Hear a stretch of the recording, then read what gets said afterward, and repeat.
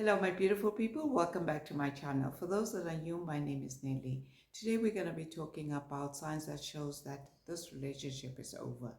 One of the signs that you will notice that this relationship is over is the communication is no longer the way it used to be. What you do is who you are, and how you communicate with one another reflects what's in your heart. This reminds me of the verse in Matthew 12, which reads, "Out of the abundance of your heart, your mouth speaks."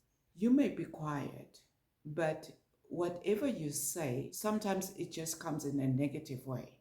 So basically, when the communication is no more there, there's so many things that are deep inside in your heart that you may be asking yourself, what is going on? And most of the time, when you try to bring it out, you bring it out in a wrong way. You may be seeing the signs as well that there's something off about the way you communicate with each other. That is why you need to be careful in what you say. Don't say things when you're angry, because that may not come out the right way. And whatever you've said, you've already said it, and it will be very difficult to take it back. You're both trying to make this work, but it's no longer working. There's so much distance that whenever you try to communicate, it creates that unhealthy argument. Even when it comes to the smallest things, you're not understanding each other. The communication is off. It's no longer the way it used to be. He doesn't tell you anything. In fact, his friends know more than you do. Sometimes you could be avoiding each other. You don't want to communicate, because every time you do, it just becomes worse. And you start noticing this relationship is not going anywhere. And the next thing you'll notice that a relationship is over is when its season is over. Sometimes relationships come for a season, and you want to hold on to this relationship, and yet it was for a season. Suddenly you notice that this person no longer has time for you. Or maybe you are busy as well, and you don't have time for that person. It could be a friend or maybe a relationship. You both don't have time for one another. And if it's a relationship and you want it to work, you need to make time for that. Because no matter how busy you are, if you want this relationship to work, then you need to make an effort to make it work. You may go back to normal, but sometimes it doesn't, especially if this relationship is one-sided. Sometimes we take each other for granted when the relationship is one-sided, and you're the one that's always disappearing, with the hope that when you come back, that person will understand that you were busy.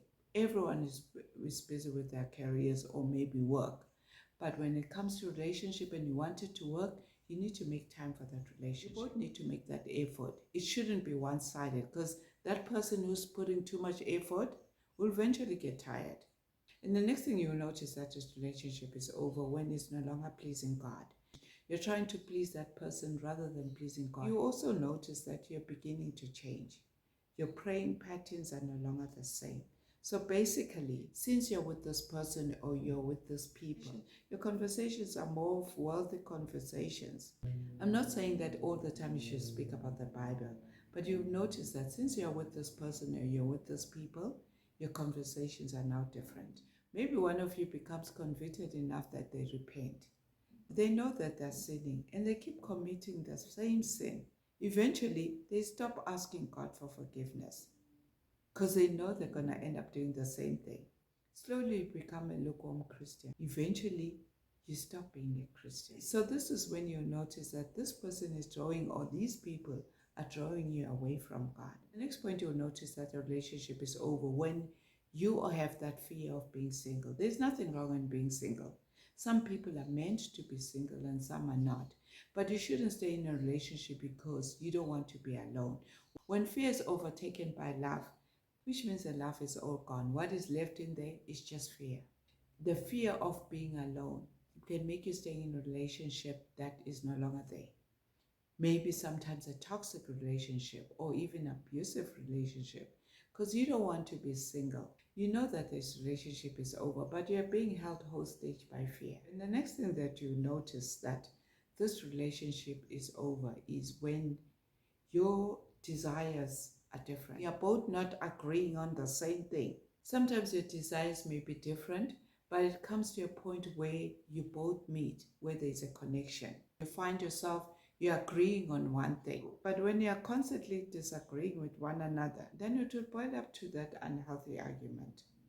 And the next thing that you'll notice that your relationship is over when there's no trust. Most times relationships are built with trust and loyalty. Obviously you want to be with someone that you trust and you feel safe with that person. But when this is no longer happening, then this relationship could be over. Sometimes your insecurities because of trust can eventually push someone through the wall. What I mean is you keep accusing this person of infidelity even when they're not, just because you don't trust them, can make that person eventually leave you. Who wants to stay with someone who's constantly being accused of doing one thing or another? They'd rather prefer to leave than staying in a relationship where they don't feel trusted.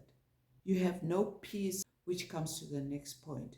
There's no ways you can stay in a relationship where you don't have peace. Peace is the greatest confirmation where God speaks to us with regards to people in our lives. Sometimes you can meet someone and you don't know that person and you just don't have peace with regards to that person.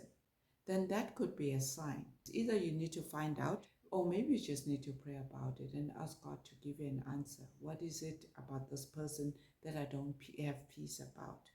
And the next point that you'll notice that this relationship is over when family or maybe friends disapprove of this relationship. God will not force you to be in a relationship that with people that you want to be in a relationship with, but He will warn you by sending those people to speak to you about that person. But when you carry on and be in a relationship with this person, God will not stop you, because we are the creators of our own destinies. Whatever that situations that we're in right now, we created them because we allowed them. So when you notice that your family members or even church people are warning you about this person, then you need to listen. And the next point that you'll notice that a relationship is over when there's no longer respect. Because respect is an action. Besides love, respect is another important thing in a relationship, because you're always trying to please your partner. When you love them, you respect them and you please them.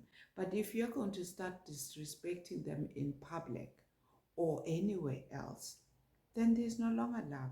You just want to be in control, because a relationship is reflected on how you treat one another. The next point that you can see that this relationship is over when adultery is committed. Even though the Bible talks about forgiveness, there's a level where adultery becomes a habit. You don't want to stay in a relationship where this person commits adultery all the time. Forgiveness becomes very difficult when it comes to that. We all react differently when we're being cheated on, so I'll leave this to you to make that decision. So thank you for watching and see you in the next video. God bless you.